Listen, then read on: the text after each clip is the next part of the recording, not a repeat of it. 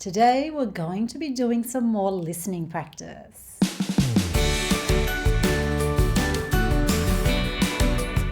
My name is Karen, and on my channel I help you bridge the gap or close the gap between the English that you learn in the classroom and the English that's actually used in real life.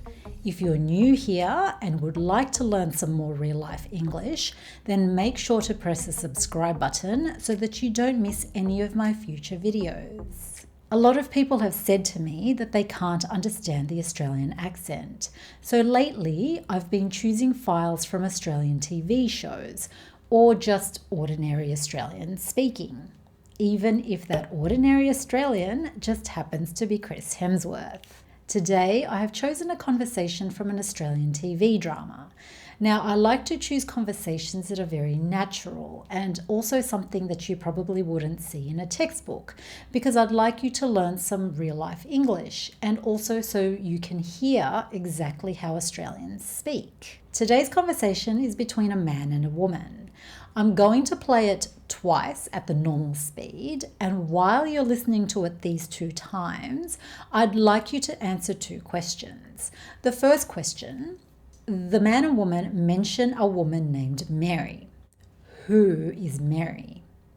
And the second question: what is the relationship between the man and the woman speaking? Do they know each other? And also just to let you know that they mention a man named Paul in the conversation. So they mention a woman named Mary and a man named Paul. Okay, are you ready? Let's go.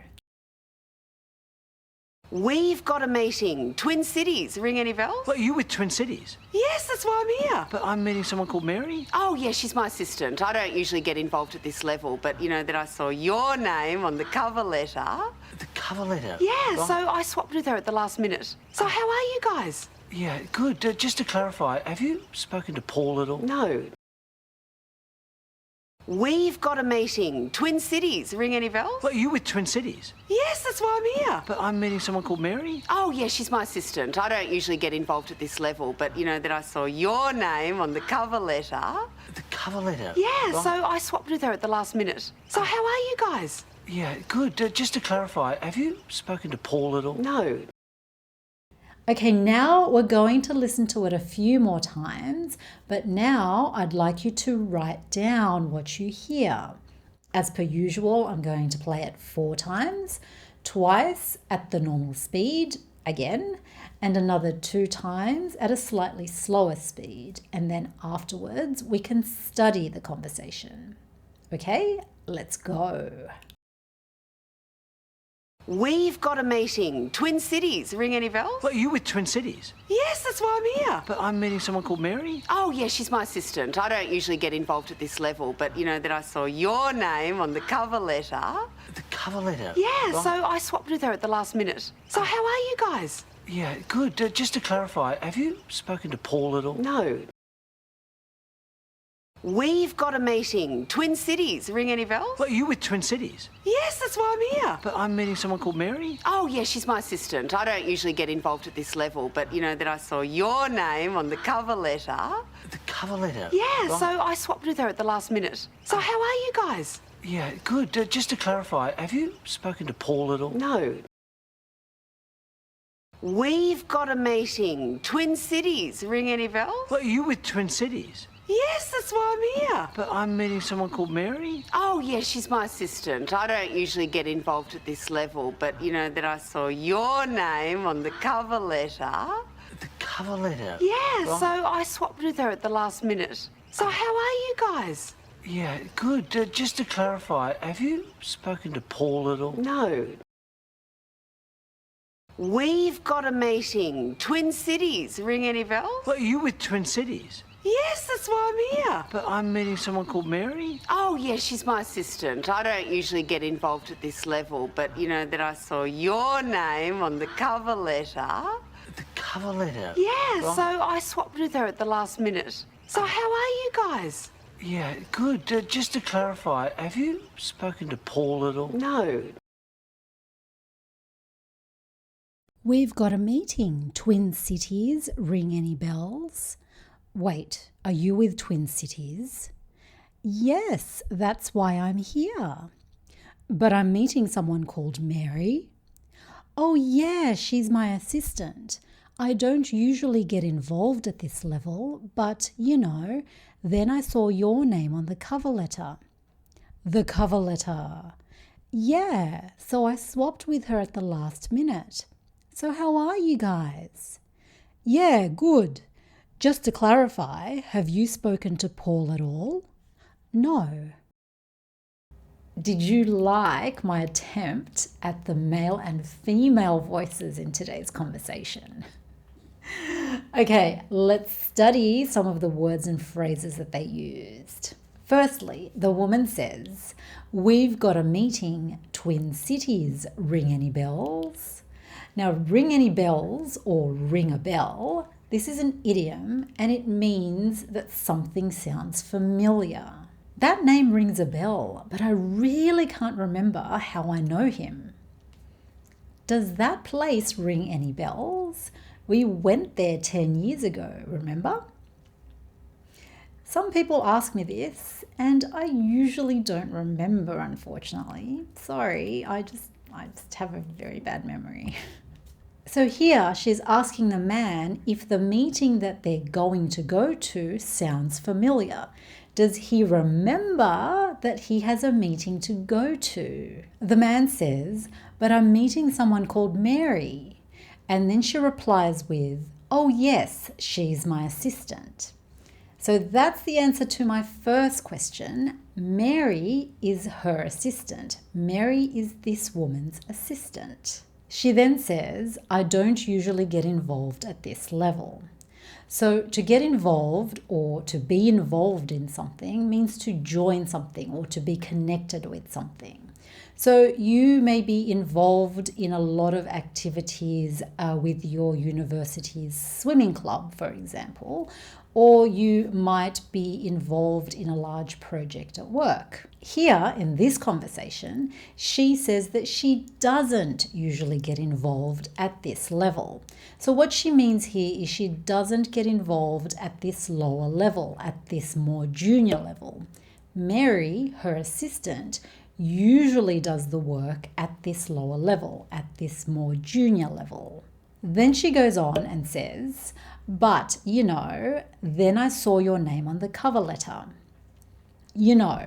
This is short for you know. This is informal and it's actually used in a few different ways. But here, it's just a pause. She just uses it as a pause to give her some time to think about what she wants to say next.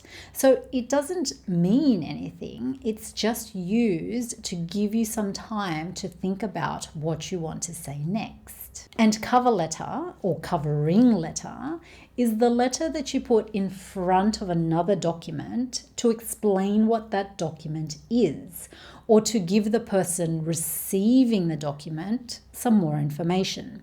And then you send the two together. When you apply for jobs, for example, you usually include a cover letter with your CV or resume. They go together. So here, she sees his name on the cover letter. She continues and says, "So I swapped with her at the last minute." To swap. Now, to swap means to do this. Or I give you something and you give me something in return.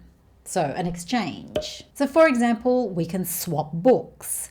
So when I finish this book and you finish your book, we can swap books.